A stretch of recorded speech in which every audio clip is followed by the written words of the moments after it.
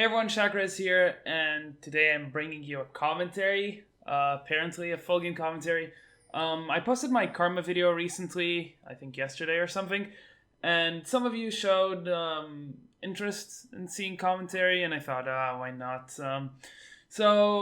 Yeah, bringing some Kayle commentary. Currently, this is Platinum 1 Diamond 5. I've just been starting ranking up on Kalebot. I am currently, I think I placed Platinum 3 on this account.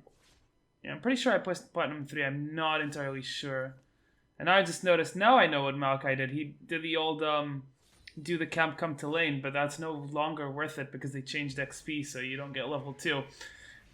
Anyways, yeah, I just started ranking up on Kalebot. I believe I was Plat 3, and I'm currently, like, Plat 1, really close to Promos. Oh my god, I missed so much CS in that wave. Really tilted, and because I wanted to push this Maokai in because I suspected he could be doing a jungle camp.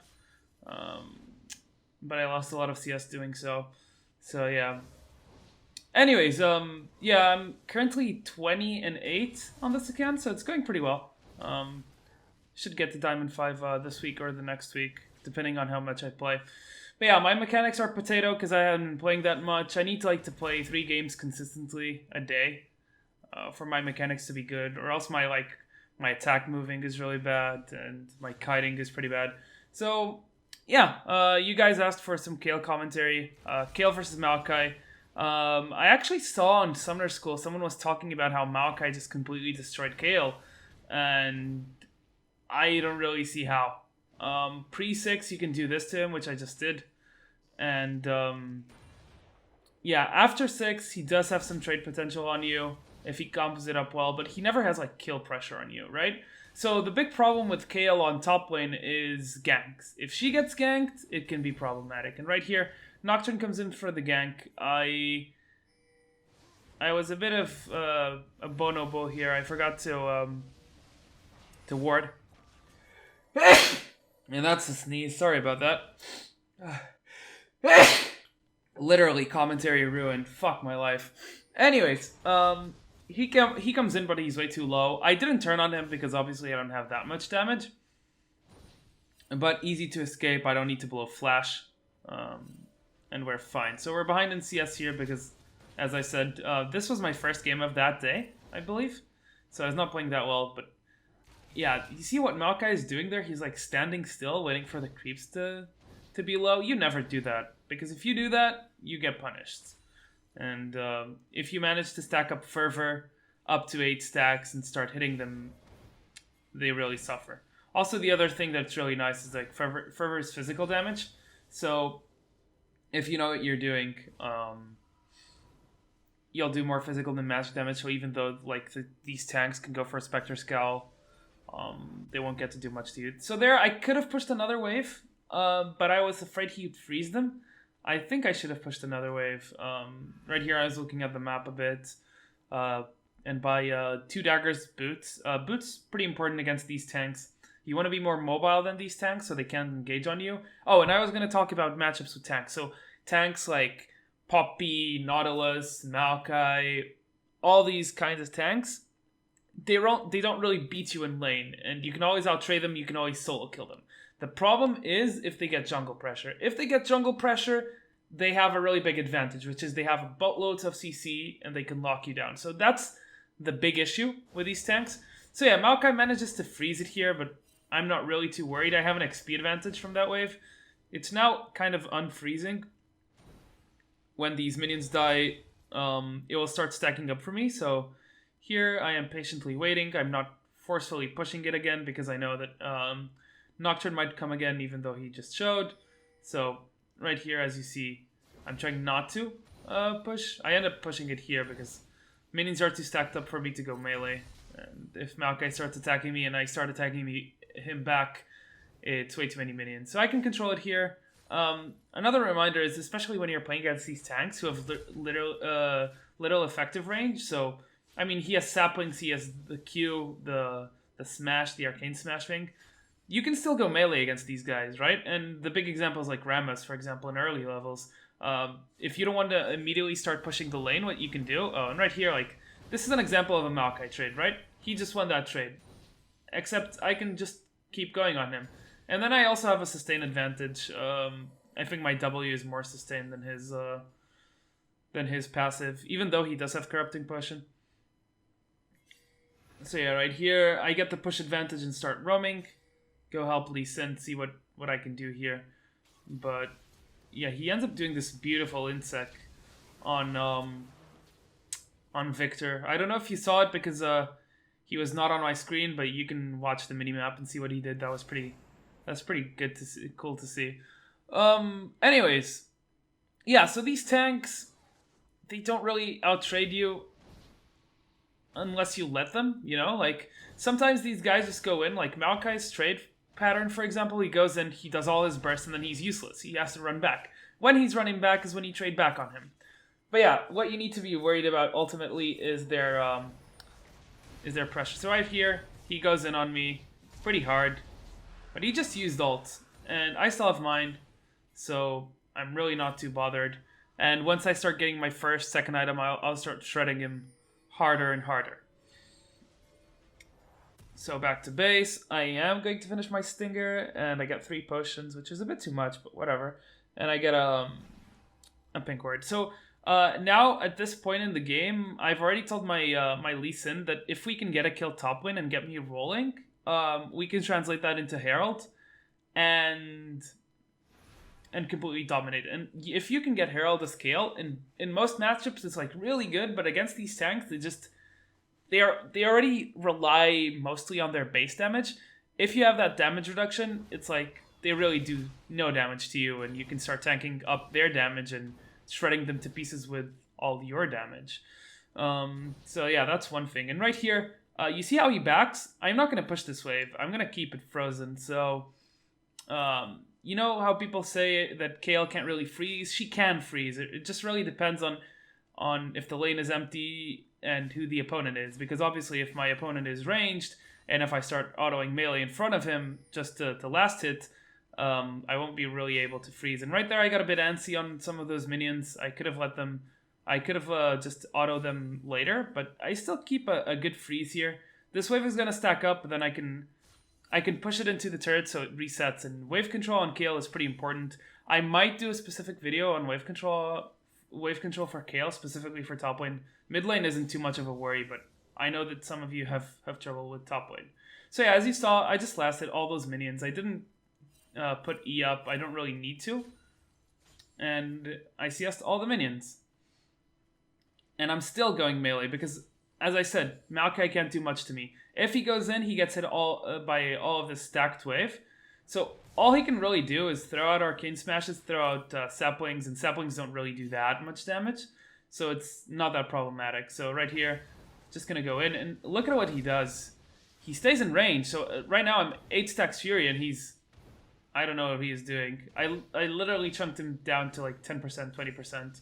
And now we're going for the dive here because Lee Sin is here. No, I do a mistake here. I didn't let the Lee Sin tank. And then I had to flash in. And I lose a lot of HP. Diving is a lot harder now, but Nocturne comes in. I actually want to see the replay of this real quick. Because what happens here is, if I'm not mistaken, I Q too early and then Nocturne... Yeah, let me see. Oh yeah, okay. That was a really good spell shield. That spell shield from Nocturne just allowed him to get that double kill there, which was really nice. He basically spell shielded Lee Sin ult, and that just allowed him to go on us and kill us, which is unfortunate. And now we can see Brand here killing Victor. Nice kill. But yeah, again, Kayle versus all these tanks, you can do a lot of against them. You can control your waves better against them because they can't really do much. They can't really do much to stop you from going melee. If you're playing against a Rise, if you're playing against, I don't know, a Karma top like I had to today, you can't really do this. But against the Maokai, they can't really do much. And especially in the earlier levels, like level 1, level 2, you can just go melee, kill the creeps, and And if they ever try to trade or try to get close for CS, then you activate your E and start putting down the pain. And right there, I pink there because Nocturne usually comes from there. Unless he ults, then he can ult from like river and I won't see him. But, you know, just a safety ward. I don't think it's going to do much because Nocturne will usually, like, if he comes top, he's going to gank with ultimate. But yeah, getting some autos there, and I get a turret shot, but as long as you keep the turret shot to 1, it's worth it if you can put in like 1, 2, 2, 3 autos, right? So right here, Brand calls that he needs help. He's pretty low on mana. Maokai can't really do anything. So what I'm going to do here is just going to go for a gank. I see the opportunity because Victor is pushing in really hard. He misses his combo, but he hits his Pillar of Flame, so he doesn't stun Victor. Victor fail flashes, and this is like easy kill for me, even though I don't have flash. And there we go, kill for me. Meanwhile, I think Maokai teleported bot lane, so he tried to do something bot lane, didn't really work out. And from here, the game is kind of in control, you know, there's nothing they can really do. I'm going to speed us up because kind of boring watching me go up river. So now I'm going to push this in, and by now I should have enough gold to finish off Nashers. Yeah, I do have enough gold. And I'm probably going Nashers into Swifties. Swifties are really nice. And right here I called for Rift Herald because Maokai is pushed in. Victor is also pushed in, so Brand can help us. So if Maokai ever decides to check, we have a big advantage here. And we also had seen, I believe we had seen Nocturne bot side. And since Dragon is still not up, it's worth taking Herald for. Also, by the way, if you're playing solo queue and you're a jungler, and first Drake is air or mountain, it's really worth trading that for a Herald, honestly. It really is. So right here I get a bit scared. I didn't know where Nocturne was going, so I just go around. I missed some CS, but ultimately it's fine. And now I have Rift Herald buff, so now Maokai is kind of doomed. He just gets stomped. So yeah, this matchup is really affected by jungle pressure. And whoever gets the jungle pressure will win that matchup. Obviously that goes without saying, but if there's no jungle pressure, it's also good for you. So right there I actually called the Maokai roam, but I didn't want to follow up.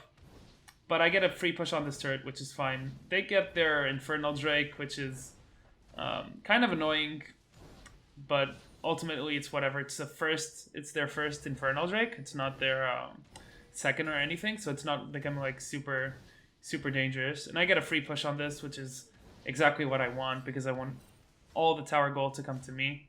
So 400 gold for me, that's like a first blood. And we keep pushing, and we start going into the enemy jungle and stealing camps. And one thing that this patch brought of difference was the new little timers on the jungle camps. Even if you don't have info on them, I think it's the stupidest thing ever that I'm allowed to have access to it to information I didn't work for. So literally I know when their red buff is going to be up, when their blue buff is going to be up, even though I made no effort to. So right here we call that Nocturne is going to be at his red buff. I ward here, and I believe we just take it from him. Yeah, we just take it here. Nocturne doesn't get much. Right here I don't really want to go, because I Moom. Yeah, we do get the kill here, but then we have to back off because we're super room and there's a Vayne incoming. So right here, I think we just let Braum die. Yeah, we just let Braum die and we get out. And yeah, I also wanted to talk a bit about skill maxing on Kayle. Now, most people go E first, Q second. I prefer to go W second, and it's for these situations exactly where I can get the extra movement speed, the extra healing. It's really good for skirmishes if you're in a 2v2, 3v3. It's really good for team fights. It might not be as good for dueling and chasing because you don't get the increased slow. But honestly, the base damage increase is not that much, and I'd rather have the healing. The healing allows me to do a lot of stuff. And right here, I teleport mid just to hold the turret because Brand really needed to back. He's low, he has no mana, and he kind of needs to back now so he can actually use that blue because blue got nerfed. It's 90 seconds now, so it's a really short window of time. And if you're wasting it while being Goom, you never get to regen it fully and start using it effectively. So yeah, right here, get a push on the turret. Unfortunately, not getting the Rift Herald buff because Braum is with me. But yeah, we get a free turret. 250 gold for me, which is pretty nice. And we start pushing in this tier 2. I believe we don't get this tier 2, but always good to put some hurt on the turrets. Whittle them down because they give you so much gold that whenever you see the opportunity, especially as Kayle, it's so easy to hit them up and gain some extra gold. So why not? So yeah, we take out the sword, and now we're coordinating a push on this tier 2. The correct setup here would be a 4-1, but I don't have teleport because I had to teleport mid. So yeah, communicate that with your teammates if you're playing like top lane or just Kayle with teleport. Oh, and right here, Maokai just comes in, and I'm like, okay.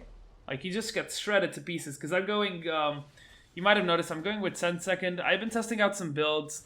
I'm not sure if Rage Blade is still a second item. I really like with Send Second if I play against magic damage, because it just gives me access to MR I don't usually have, because I usually go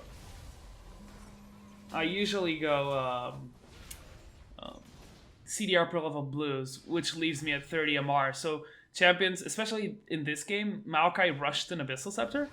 I'm not sure what he's trying to do, but he can deal true damage to me if he has actually not true damage, but he can put me down to like what, 10, 5 MR, which is really annoying. So yeah, the Wit's End is really nice there. It's gonna steal MR, it's gonna give me MR, so you know, why not? And yeah, we keep on this push. My teleport shall be up soon, and now we're gonna back. I think I get this blue buff, which is really nice. Scale top lane, you don't really get access to blue buffs that often, so if you can get one from the enemy, power to you, because it's gonna make a difference. So I get this blue buff, and now I can freely push. I still have over 10 minutes on my Void Rift buff, so you really want to use that. I actually end up finishing Rage Blade because I backed and I noticed I had enough money for it, and I just keep the Null Magic Mantle, which is like 25 MR. It's enough to counter the Abyssal purchase from Maokai, so it's enough for now. And Victor isn't like exactly fed, so yeah, I did the math between like Wit's End third, Wit's End, so Nashor's Rage Blade Wit's End and versus Nashor's Rylai's Wit's End. And the on-hit damage that you'll get from Phantom Hit is pretty much the same. It's the same because Wit's End gives you 40 magic damage on hit, and Rylai's by stacking the AP on Rylai's, that's 100 AP, so that's more damage on your E and more damage on your Nashor's passive, because Nashor's has a scaling passive of 15% of your ability power, right? So based on that, the damage is pretty similar. The difference is with Wit's End, you just actually end up doing more damage because first you're shredding MR, and second you actually have more attack speed, so you put in more attacks, right? So right here I start whittling down the turret. I know red buff is up soon, so I'm going to want to take it. Red buff just spawns. I know Nocturne is fighting somewhere, so I just go for this. And get the auto right before the sapling explodes and steal red buff. Now with red buff and with Rage Blade, I can absolutely shred this Maokai to pieces. It's not gonna be funny what I do to him, and you'll see in a second. What's frustrating about red buff is when you get red buff, you start tanking the turret really easily. And right here, I decided to dive him. I end up dropping pretty low, but I forced his flash. I could have flashed after him, but might as well keep it because I know I can do this again. Every time he appears in front of me, I can simply shred him to pieces because I have Wit's End and I have all the on-hit magic damage from Rage Blade, right? And yeah, the good thing about Rage Blade is it's really good in these scenarios where you have like in turret sieges, killing minions in dragon fights, where you can stack it up previously on minions, on turrets, on dragons, before turning to fight. And that's exactly what I aim to do every time. You see that I stack it up till 6. Obviously, the stacks now last less, so you need to be careful about that to make sure you don't they don't run out, because you don't want them to run out. And right here, start autoing the turret, right? That's 1, 2, because I canceled 1. And try to stack it up before I go into Maokai. So right now I have 5, 6, and now I shred him. And now he has no flash, so he just gets utterly destroyed by me. And now I'm getting pretty low, and yeah, I miss. I wouldn't say I miss ult there, because I had to ult. If I don't ult, I just die. But it's unlucky that I had to ult while I'm feared, because basically he can just wait for my ult to come out since I'm feared, and I can't really move or attack him, so was a bit unlucky there. In a scenario like that, where you're going to be feared by Nocturne,